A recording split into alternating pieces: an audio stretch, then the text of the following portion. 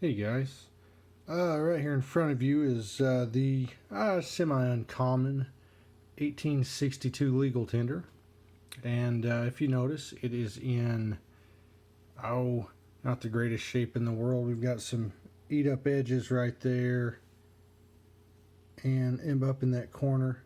But I want to pause on the serial number there, 1191.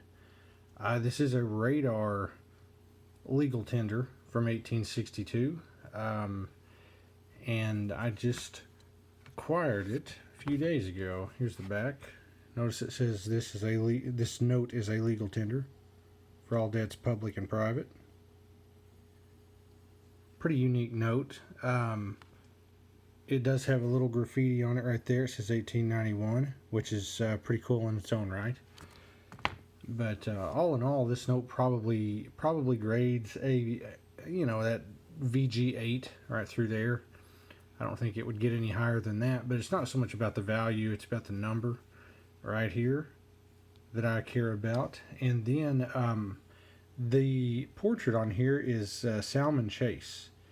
Now, if you know your history, Salmon Chase, he changed political parties about every 5 years, it seemed like. He was initially a Whig back in the 1840s, early 1840s. Then he went to the Liberty Party, and then the Free Soil Party. The Free Soil Party, if you remember, that is Martin Van Buren, I believe.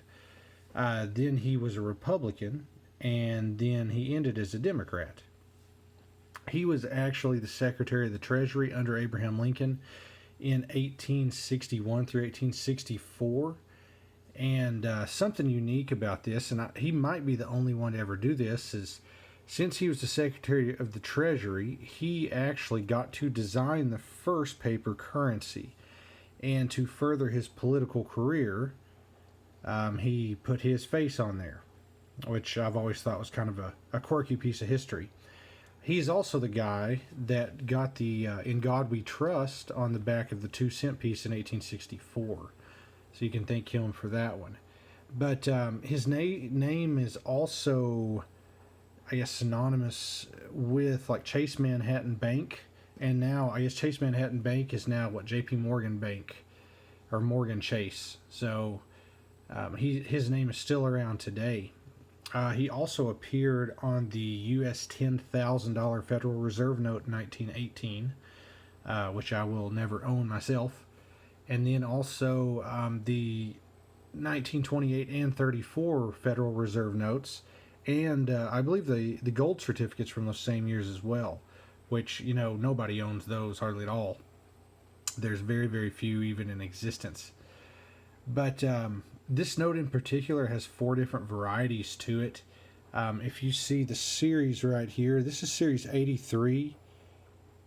This is in the first run of them. This is considered, I think, at FR 17A. This is the most common of them. And then they do, a B and a C and D and all that stuff as well. And all that is kind of dictated by, little quirky things within here. There's one where they actually print the serial number inside the seal. There's some series that are well above 100. I'm trying to think of some of the other stuff. There's one, I guess, where the American Banknote Company right here is printed on here twice. But these do say, we'll pay the bearer $1 at the Treasury in New York. And there's the August 1st, 1862. So it does mention New York on here as well.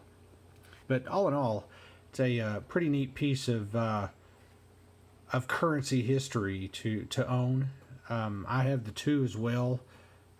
I had the 5 and I sold it years ago. I kind of wish I'd kept it just because the 5s have went up in value a little bit over the past few years. But anyway, I hope you enjoyed the video and hope I taught you something. And I will see you guys later. Thanks for watching.